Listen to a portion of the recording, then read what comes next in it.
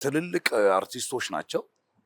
ሁለተኛ ደግሞ ያው ከተገኘው ላይ መከፈል የሚባል ነገር አለ ለመቆረስ እሱ እንዲሆን ነው። ከዛ ውጪ የአክብሮት መገለጫ ነው። ያን ያህልም ሆኖ አይደለም honestly speaking እና በጣም ደስ በሚል እንትን ነበር የሰሩት። አሁን እኔ ላመሰግናቸው የሚገባው ዝናሽን ቅድም እንዳልከው ጨምሮ እነ ሰለሞን ቦጋለ ለምናምን አሉበት ፊልሙ ላይ እነሱ ሁሉና ልክ አሁን ኪሮስ 2 ሰዓት ከተባለ 10 ጉዳይ ደርሷል።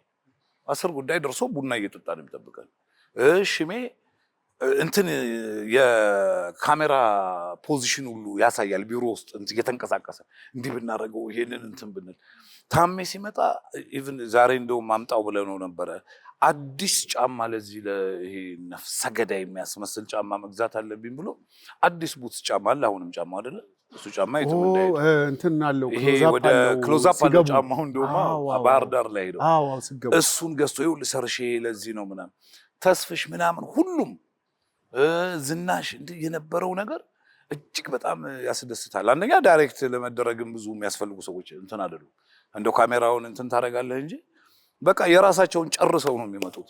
የማያደክሙ ናቸው። ይሄ ማገዶ የማይፈጁ ምክንያቱም ኪሮስ እንግዲህ ስንት ነገር ሰራ ሰው ነው።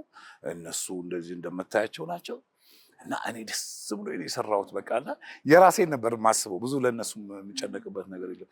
ይጨማምሩበታል። ይዘውት የሚመጡት እነዚህ ፕሮፖሶቹ ምናምን ሁሉ ይዘው ይመጣሉ እና እኔ ራሴ በእውነት እጅግ በጣም ሁሌም እንደዚህ አይነት በሰማይ ፈረስ ላይ በነበረኝ ኢንተርቪው ሁሉ ነው የማመሰግናቸው።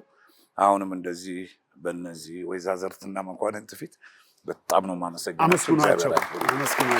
በጣም ነው